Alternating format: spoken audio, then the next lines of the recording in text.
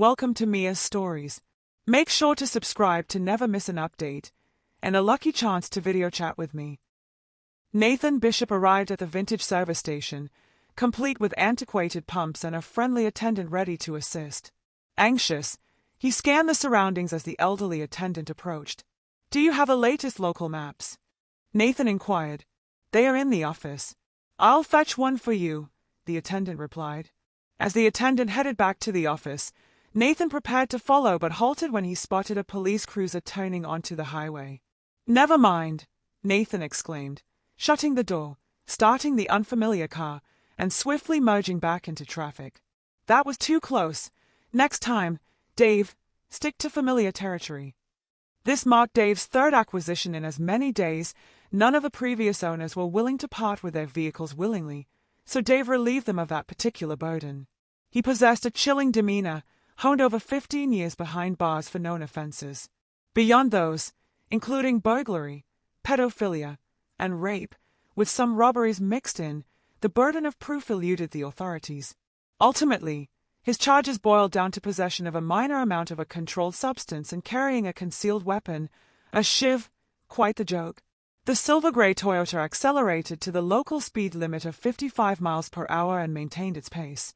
Upon reaching an entrance ramp to the superhighway where the limit stretched to 70 miles per hour, Dave merged, leaving the city and its law enforcement in his wake, venturing into the mountainous backdrop. Though not towering, these tree-covered hills, none exceeding 1,000 feet, appeared formidable to urbanites. As Dave transitioned from the freeway to a 3-lane highway snaking through the hills, a light drizzle commenced, threatening to escalate into a summer downpour, a common occurrence in the region. Eventually, the highway dwindled into a 2-lane road traversing the rural landscape. Dave cracked the window for some relief from the broken air conditioning. "Damn," he muttered, "a broken AC too." The sudden blare of a siren jolted him, prompting a search for an escape route into the relative safety and concealment of the nearby forest. Spotting a gravel road to his right as he negotiated a curve, he veered onto it. The seldom used path meandered gently, then ascended steeply. "Steady now," Dave muttered, grappling with the intensifying rain and the rugged, twisting terrain. Brush and low-hanging branches scraped the car's sides as he maneuvered frantically to avoid the deep ruts. The drizzle had evolved into a full-blown downpour, making visibility challenging despite the headlights and wipers working at full capacity. Navigating this increasingly hazardous route became a daunting task. Navigating left, then right, and left again, Dave traversed a muddy dirt path cutting through the woods. "Where the hell does this damn road lead?" Dave pondered, hesitant to halt and consult his lone map for fear of becoming stranded. Could this be a one-way exit, leading me straight to some hermit's shack? Eventually, the terrain leveled somewhat, and the car sputtered to a stop. A glance at the gas gauge confirmed the grim reality: empty. "God damn it!" Dave erupted in frustration. Should have refueled at that blasted station. Now what? Braving the rain, Dave huddled under his coat and set off on foot, alternating between a jog and a weary walk. After about 20 minutes, a drenched Dave stumbled upon a house with a driveway leading to the highway. Approaching the front door, Dave noted the sign, "Madam Ruby Trump, provider of precise dolls for particular individuals." "Just my luck. Could have been back on the highway in a couple of miles," Dave muttered. "Maybe I can use their phone to arrange for a gas delivery." As he reached for the doorbell, it swung open to reveal a tall, attractive woman in her late 40s, clad in a blue work smock with doll appendages protruding from the pockets. "My car's out of gas on the dirt road nearby. Could I use your phone to call for assistance?" Dave implored. With a warm smile, she welcomed him. "Come on in. I'm Miss Trump, but Ruby will do just fine. Unfortunately, the phone's been acting up all day. Should be back in order by tomorrow. My, you're absolutely soaked. Let's get you out of those wet clothes. Before I fetch you a towel and some dry attire, may I inquire about your name?" Dave hesitated briefly before responding. "I'm Andrew Parker, an accountant from New York. Just taking a short vacation and got a bit sidetracked. The road took an unexpected turn, and I followed suit," he added with a lopsided grin. "Well, Andrew, let's get you into something dry, and I'll whip up some herbal tea to warm you up Ruby suggested before heading off on her tasks. Andrew reluctantly shed his wet outerwear, including his shoulder holster containing the .32 short-barrel Ruger, burying the firearm deep within the damp clothing. Left in his boxers and a t-shirt, he awaited the offer of dry clothes. Returning with a cheerful demeanor, Ruby announced, "I found a pair of men's slippers and a robe, but as for the rest, all I have are women's PJs." "That'll have to suffice," Dave interjected. Ruby chuckled at his evident impatience. "The forecast is bleak. Heavy rain expected for the remainder of the day, tonight, and tapering off around noon tomorrow. Seems like you're in for an extended stay." Dave glanced at the woman, contemplating her with a hint of curiosity. "This place," he began, attempting to ingratiate himself, "is quite charming. Do you reside here alone?" "Oh no, I have all my little ladies to keep me company. Besides, who would dare harm me? I live secluded in the woods, in a place that's not easily found, and I do take precautions. From the sign outside, I gather you craft dolls. What kind of dolls? Large, small, infantile?" Dave inquired. Ruby's smile remained enigmatic as she replied, "Oh, a bit of everything, really." There was something about her smile that sent shivers down his spine. If only he knew why. After 2 cups of coffee, Dave began to feel a bit warmer, perhaps due to the splash of Irish whiskey he observed Ruby adding, as he sat and watched the news on TV. "Andrew, do you prefer meat or are you a vegan?" "I was planning on making spaghetti, but I usually go without the meat sauce," Ruby queried. "Anything you prepare will do just fine," Dave responded. This, he mused, was the epitome of comfort. A cozy home on a rainy evening, with the tantalizing prospect of a reluctant companion awaiting him. The meal proved delightful, with the sauce particularly commendable, and the chocolate cake that followed served as the perfect conclusion. Andrew contemplated that this could be quite enjoyable if she lived up to her appearance. He smiled, envisioning his plans for the evening. Andrew, would you like some coffee? I usually opt for herbal tea, and—" Ruby began. "Coffee sounds perfect," he interjected. "Would you prefer it black, or with cream and sugar, or—" She inquired further. "Black with a teaspoon of sugar," he specified. As they both savored their hot beverages a few minutes later, Ruby broached a topic. "I'm not sure if you caught the news today. It appears the local police and state authorities are on the hunt for a fugitive." No, I don't recall hearing anything, being quite occupied with traveling." "What's the story on this individual?" Andrew inquired. Ruby hesitated, adopting a solemn expression as if bearing grave news. "His name is Nathan Bishop, wanted in connection with 3 fatalities.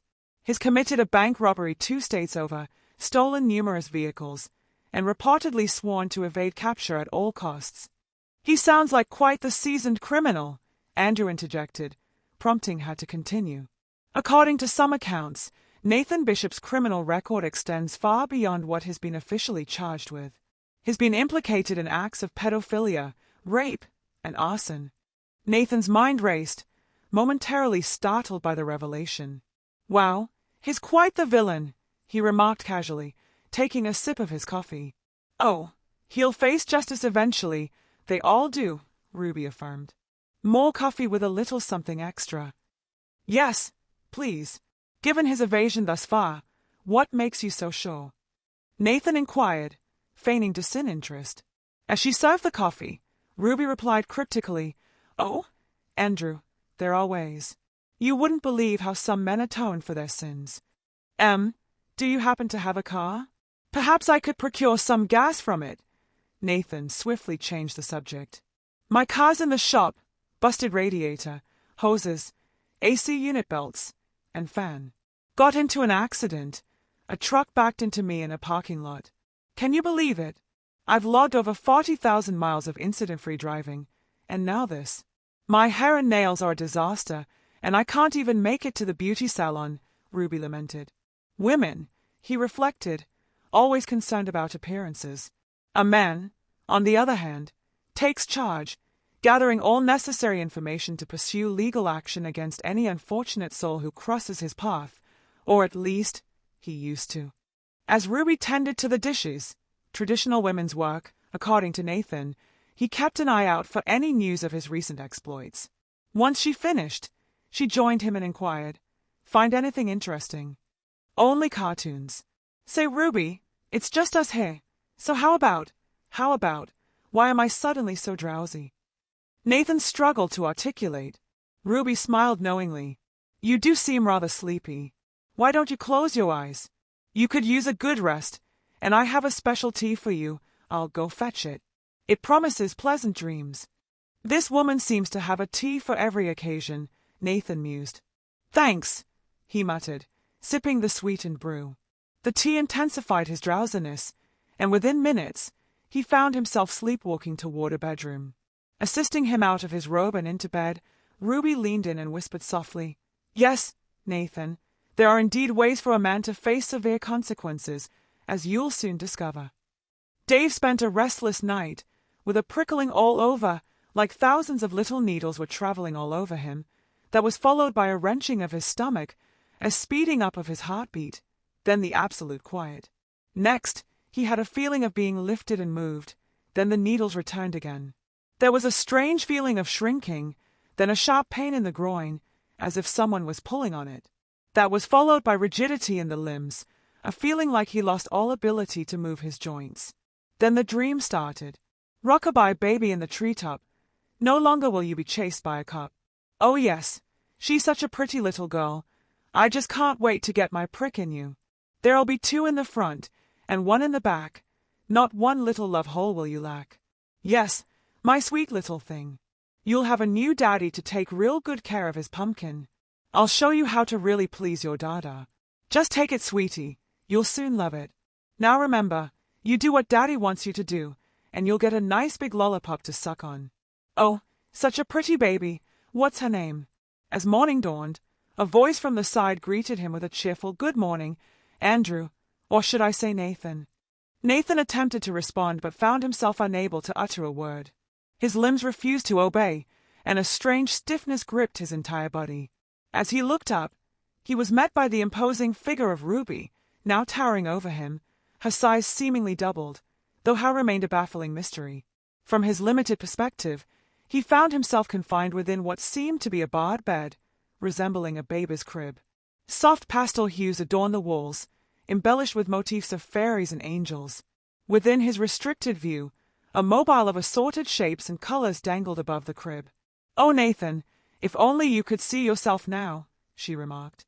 "But don't worry, my little doll, I'll show you." With a sinister laugh, she positioned a mirror before his motionless visage. "Oh my God, what has she done to me?" Nathan inwardly raged, his inability to vocalize his frustration gnawing at him. "Put me back the way I was, you damn witch!" He wished he could scream. She proceeded to scrutinize the new doll-like form in the mirror, moving it around the diminutive figure, now 3 feet tall and resembling a little girl. Letting out another laugh, she told him, "Yes, my sweet thing. You are an anatomically correct, in all detail, 5-year-old girl doll. That pretty mouth of yours will expand to accommodate the largest male, and your back organ will also fit another. I'm sure that 1 or 2 will also use you in front, and then again, maybe you'll be taking on 3 at a time. Now, won't that be fun?" If Dave could have screamed, run away, or fight, he would, but he was a helpless little inert doll. She continued, her tone gentle yet unsettling, "Yes, my dear, you won't be able to move your head, arms, or legs at all. That's for your dada or mama to take care of. If you behave exceptionally well, perhaps they'll treat you to some lovely satin and lace dresses, frilly panties, and nylon slips. Wouldn't that be delightful? Little girl clothes will fit you, I'm quite sure of that. Yes, Nathan Bishop, I knew about you just as soon as I saw you. You are a danger to society at large and must be removed. You will feel and know everything that happens to you. You will be a living doll, unable to do a thing about what happens, but you will experience every tiny exquisite pain of a girl being forced to do her pervert of a father's wishes. Oh, and if you think my dolls can be broken, well, I offer a guarantee of 100 years on each one I sell. Just think, you could still be pleasing men well into, oh I guess, the 23rd century. Ha ha ha." While she started undressing him in pink rumba panties, a nylon or satin petticoat and white party dress. She rambled on. Just think, each day you'll be wearing such pretty silky, lacy things your mommy or daddy will dress you in. Oh, I can just see it now, you and your pretty 7-8 or 9-year-old mommy in bed, and you can't do a thing to her. Such an exquisite punishment, don't you think?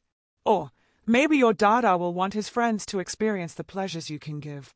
You'll have a man to take care of all those urges you used women for. And your retribution won't be for some crummy 15 years. Oh no, my sweet little pumpkin, she added sarcastically. It's for centuries, Nathan. Just think on that. She finished up the dressing with white lace-top anklets and a pair of Mary-Janes. Now dressed, he was taken out of the crib, down the stairs and seated beside Ruby as she made the call to seal his fate. Hello, is this Mr. Thomas Slade? This is Ruby Trump calling. I have a doll available for you, a special one that will fit your particular needs. Yes, it has those qualities. She's about 5, has blonde hair and the most adorable blue eyes with real, long eyelashes. A very sweet white party dress and the cutest rumba panties. The name is entirely up to you. Only $750, payable on delivery. That includes 2 complete changes of clothing. Can't have my little dear running around unclothed. Now can we? Monday it is. Bye-bye. Oh, my day, she began. It pains me to part with my creations, but a living must be made. As for Mr. Slade, let's put it this way. You'll never lack for intimate pleasure. Ha ha ha. If you enjoyed this story and want to show your support, please leave a like and subscribe to my channel. Also, for every comment with 69, you could have a chance to video chat with me. Thanks for your time.